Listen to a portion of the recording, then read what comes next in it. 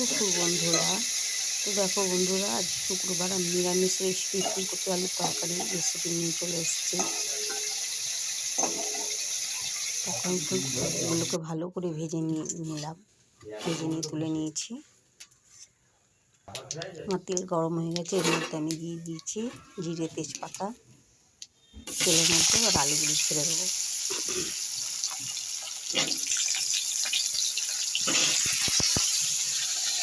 এটা ফুলকপি ভালো করে ভেজে তুলে নিয়েছি আমি আগেই।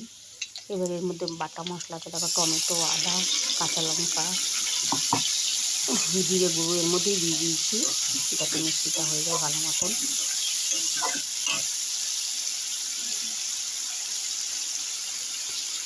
একটু কালার হওয়ার জন্য একটুখানি কাশ্মীরি মির্চি দিয়ে দিলাম, যাতে একটু রঙ হয়, দেখতে ভালো লাগবে। এবার দেখো মশলা আমার ছেড়ে দিয়েছে। একটু ভাজা ভাজা হলে আমি একটু নুন মিষ্টি দিয়ে দিয়েছি অবশ্যই।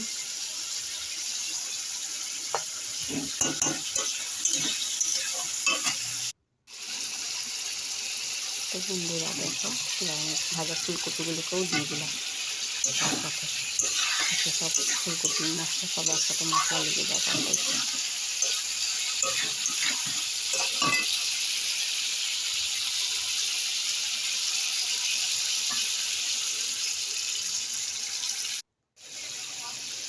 এবার দিয়ে দিচ্ছি গরম মশলা। দেখো আমার সব আলু ফালু সব সেদ্ধ হয়ে গেছে।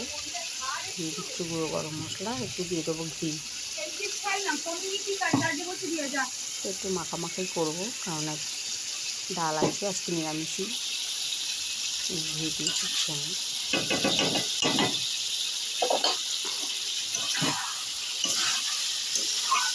ফুলকপি রান্না একদম রেডি।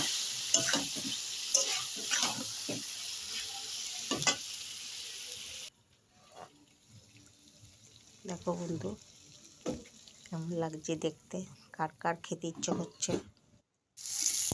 এবার দেখো এখানে আমি করেছি আজকে ভেজ ডাল। মুগ ডালটা আগে ভেজে তুলে সিটি দিয়ে ভালো করে সিটি দিয়ে নিয়েছি। এর মধ্যে হলুদ সব দিয়ে দিয়েছি। এবার ভেজে নিয়ে যায় এর মধ্যে সবই আগেই গরম তেলে সব গরম মশলা, গোটা গরম মশলা, কাজু কিশমিশ ভাজা সব দিয়ে দিয়েছি।